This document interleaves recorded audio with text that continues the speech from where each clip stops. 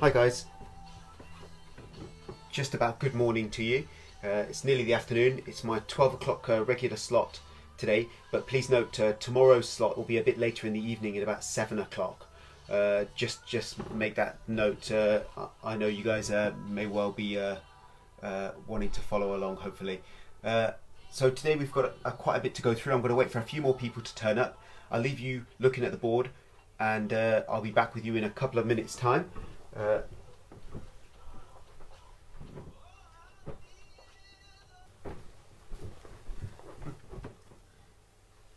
So everyone, it's 12 o'clock. The way this is set up, I can't see the comments. So if you've got any questions, I'll address them later on in the comments below.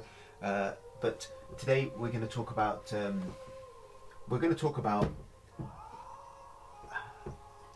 the grief loss cycle in terms of business loss and income loss. But we're also going to talk about the antagonism and the tension between associates and principals. And what I find is that in talking to lots of associates and lots of principals during this period, that there is a great deal of tension, as we all know, and it's interesting to see how different styles of management and leadership manage those relationships, or to be fair, don't manage those relationships. So I'm going to take you through the grief loss cycle, and this was originally proposed by Kubler-Ross in 1967 and then updated by a mental health nurse at Wright in 2011, and I think she adds a great deal of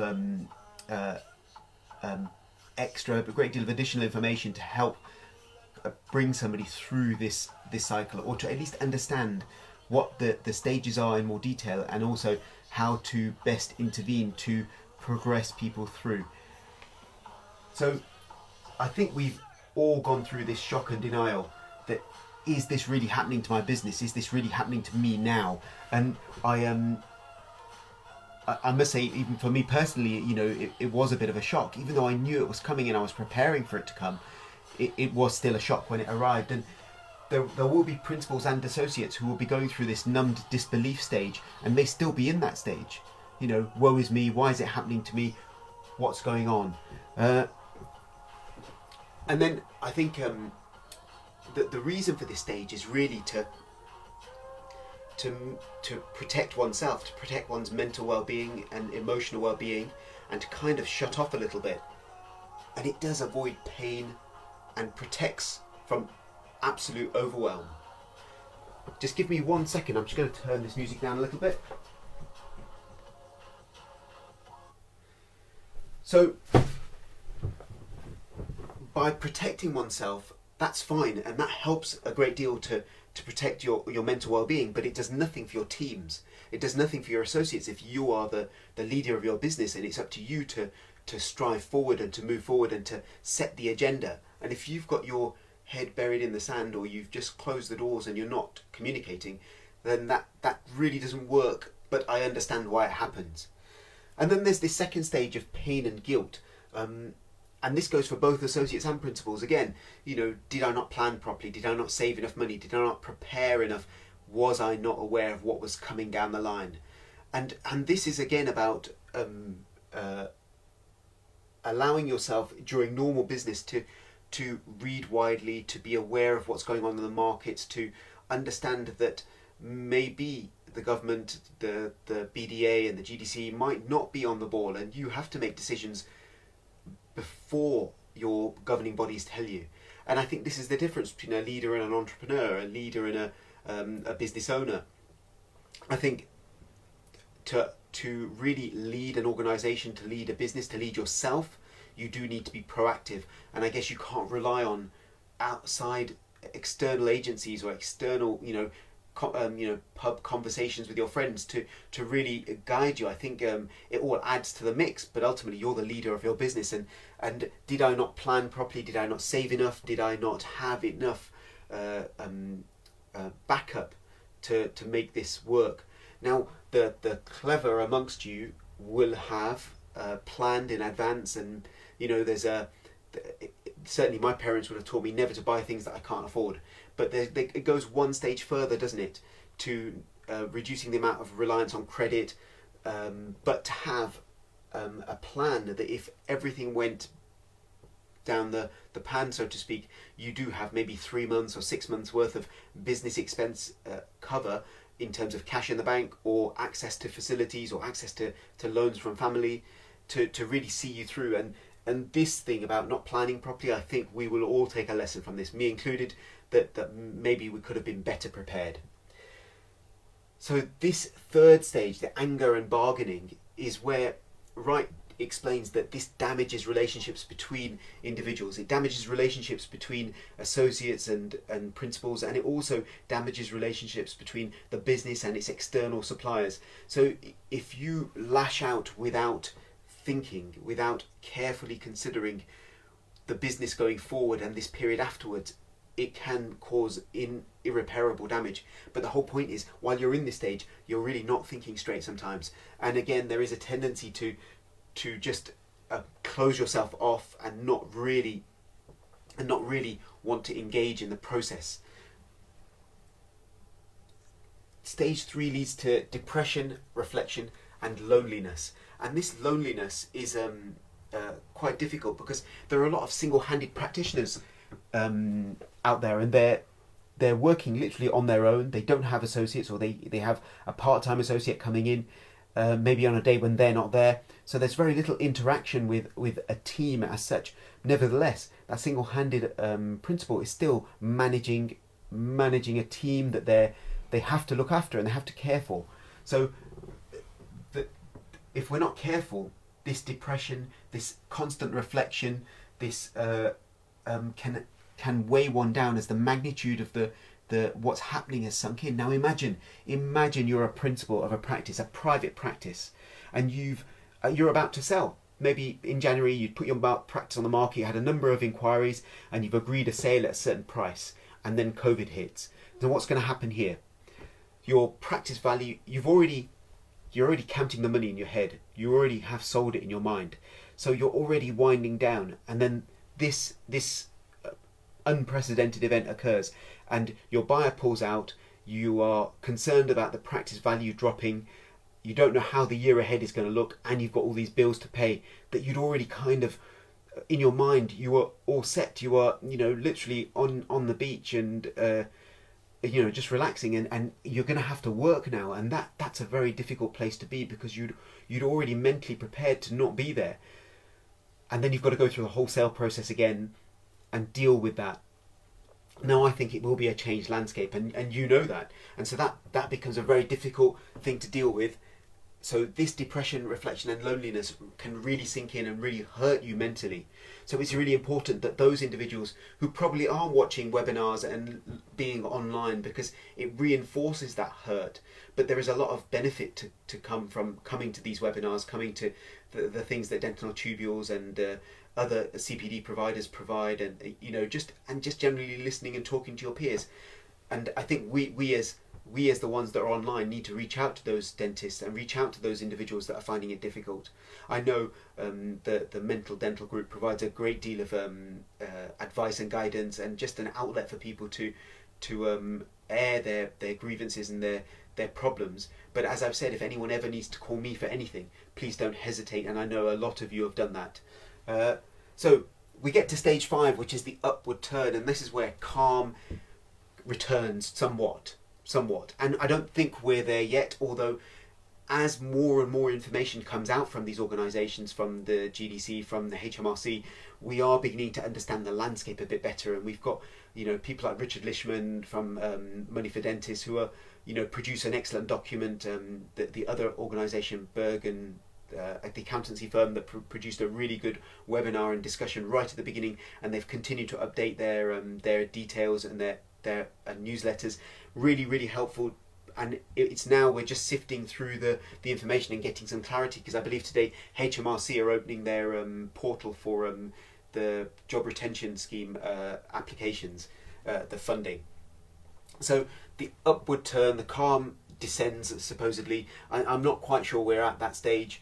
And then as we move forward, the reconstruction and working through, this is where the individual moves on to know that they have to look forward. They have to be future thinking. They have to understand that it's happened and we've got to move forward. But as you look at the list, and as you go through to acceptance and hope, and that's again a more future oriented perspective, it is really difficult to move somebody through this, and it is really time that heals and moves you forward. It really is.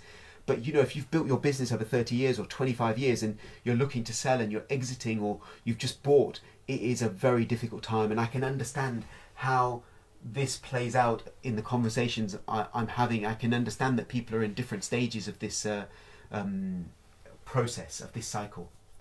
So what I have been hearing from the conversations I've been having is that some of them really difficult, some where the principal has literally closed their practice and they're not discussing, they're not communicating. And it is really, really important that they communicate, because associates are not bad and they're willing to listen. And if the viability of the business is determined by everyone taking a little bit of a cut, a little bit of a haircut and pushing through, then maybe that's what needs to be done. And yes, you can argue that the principal didn't plan properly, but this is really unprecedented times. Could anyone have planned well for this? Maybe so, but generally I would say that it is a difficult and uncharted territory, and let's not be overly punitive on either side. You know, I'm not having a pop at principals. I'm a principal myself of 20 years, and you know, I was hoping to sell my practice in 2 or 3 years' time. Maybe that's going to be a bit longer now, but do you know what? We'll work through it. Anyway, what I'm hearing is that associates are being asked to take no pay. They're being asked to sign side agreements to prevent them from accessing funds, even though they're willing to work. I've had associates tell me that they've offered to work, they've been told they can't work, they don't want to be redeployed, and then therefore they've been told that they can't have their funding, their NHS payment. There's lots of intricacies to these conversations, and all I want to say is that if we don't go for the win-win, both parties winning, if both parties don't win long term, that just engenders resentment.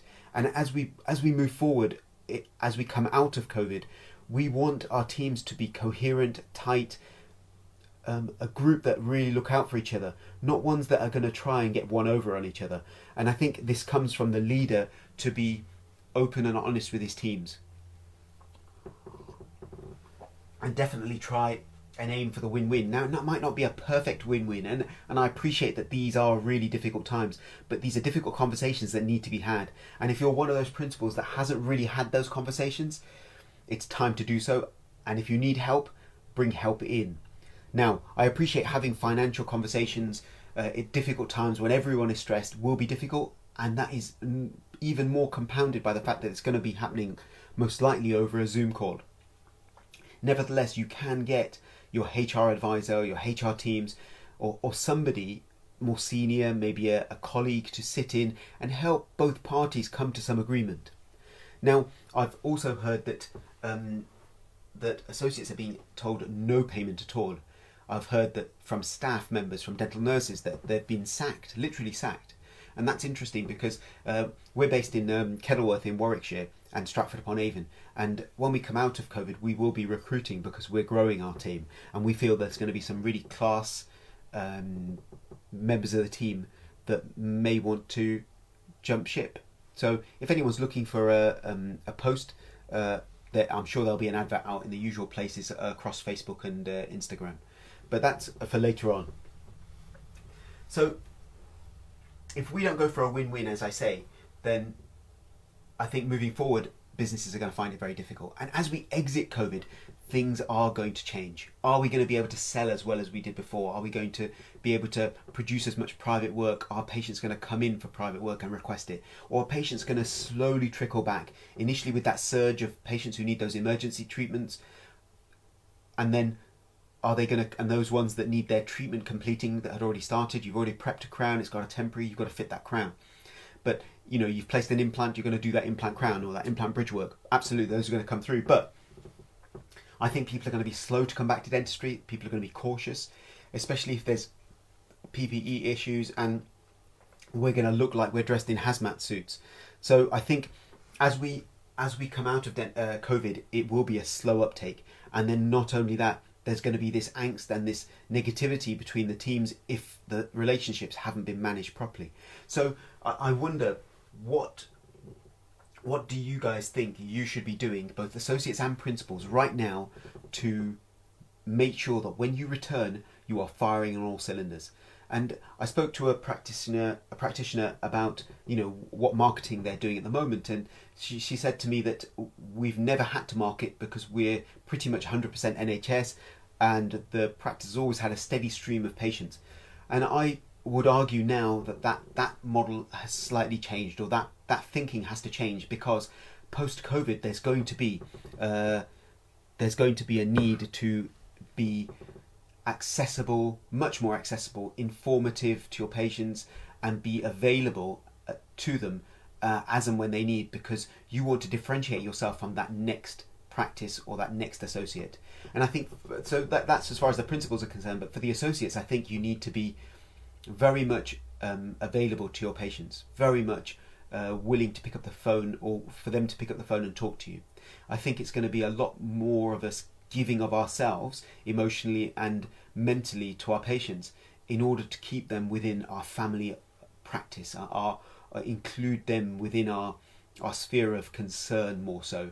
I think many a time associates do their 9 to 5 and go home, and that's fine, and I guess that's what the job is, but I think it's going to change, and I think associates need to be much more available to their patient base and be a beacon for the practice, because as the relationship between principal and associate changes, I think the 50% associate contract is probably gone now. Certainly privately that's gone for private care, and as for NHS, I think it had gone a long time ago, but for private income, I think the 50% associate contract is gone, and if associates, I think, are not careful, then therapists will start to replace them. But unless associates take a step up and become truly indispensable to their practice, and that means having a can-do attitude, having a mindset of growth and abundance, and being willing to contribute to the growth and development of that practice. Because ultimately, if the practice does well, the individual does well. And I appreciate sometimes that it doesn't trickle down in that way, but it really should. So it's a note to the principals to say that if you've got a good associate, if an associate is doing those things outside of dentistry that bring value and bring kudos to your practice, then surely you want to reward that, and you want to keep those associates in their post.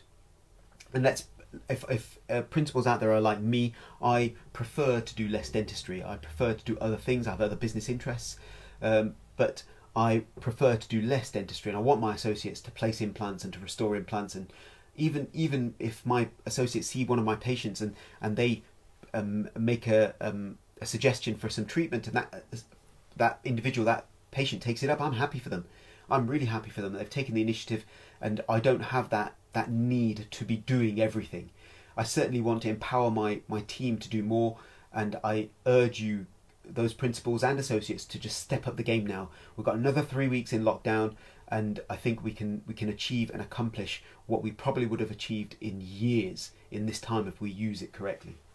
Guys, I forgot to put my YouTube channel on the board, but I'm available at YouTube under Fuz Jamall. If you do a search for Fuz Jamall YouTube, you'll find me.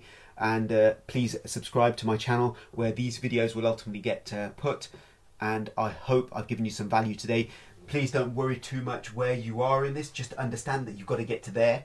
And the idea is to get to acceptance and moving on. And I think most of the individuals I've spoken to are in the latter stages of this cycle, and will be at the end now, looking to move towards the future. It is all about engaging with your team, engaging with your colleagues, and finding what works for your practice. And maybe, if you think we can help you with that, and my team can help you with that, then I'm happy to have that discussion. So if you feel that there is abundance out there, and I believe there is, then give us a chat, drop us a note on one of the comments, or private message me, as you guys have all been doing. I hope to see you tomorrow, which will be at 7 o'clock. Again, I will try and do an Instagram and a Facebook feed and live stream, and then I'll pop the videos onto those channels, and also into LinkedIn and YouTube, and there'll be a link on Twitter as well, I'm sure. Take care, guys. It's been wonderful to have you go through this with you. I hope everyone's mentally feeling strong, and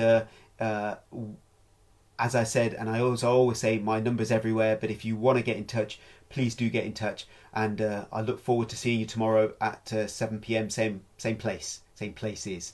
Take care, all the best.